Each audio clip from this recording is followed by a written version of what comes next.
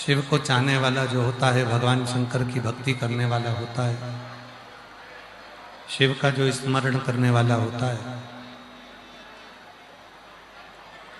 वो शिव को ही श्रेष्ठता का सुख देना चाहता है।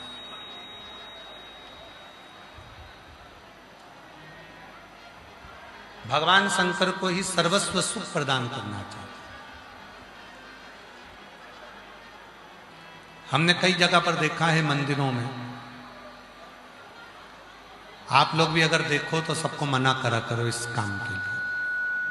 आज आप लोगों की एक ड्यूटी लगा रहे हैं,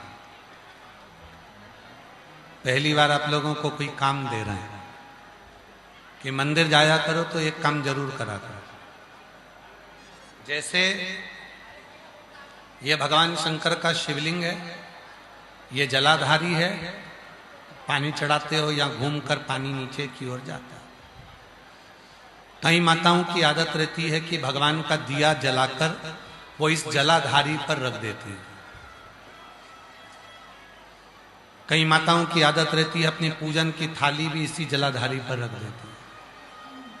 कई माताओं की आदत रहती है कि इसी जलाधारी पर पानी का जो लोटा होता है, कलश होता है, जल चढ़ाने के बाद इसी जलाधारी पर वो लोटे को रख देती है। नहीं, ये शिव है।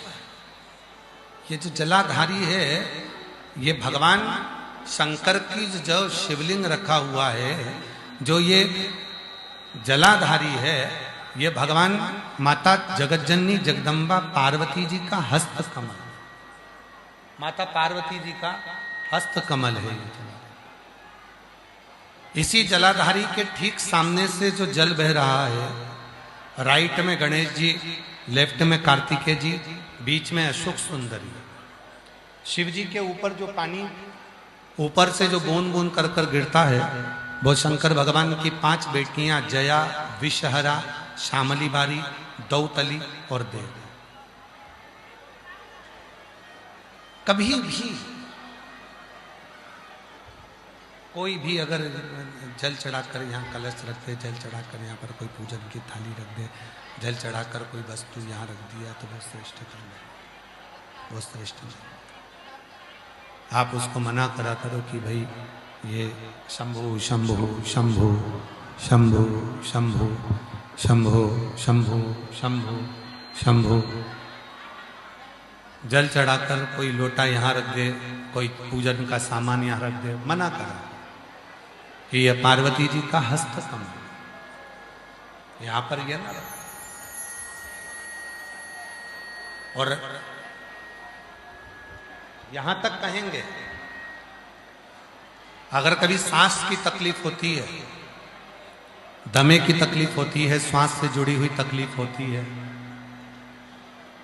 क्यों कहते हैं आप लोगों को कि शिव जी को एक लोटा जल चढ़ाकर चढ़ा हुआ जल जो बहकर आता है, उस जल का आचमन करा करो, उसको पिया करो। क्यों कहते हैं?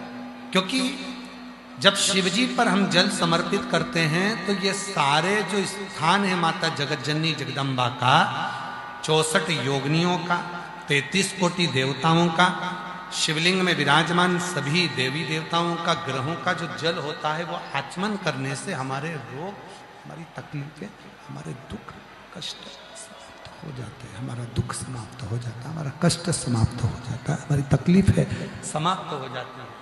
ए भाई, इनको सुनो ना आके तुम लोग। तकलीफें समाप्त हो जाती है,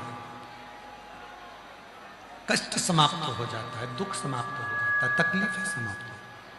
क्यों कहते हैं? शिव का चढ़ा हुआ जो जल है, वो हमारे जीवन में एक ऊर्जा देता है।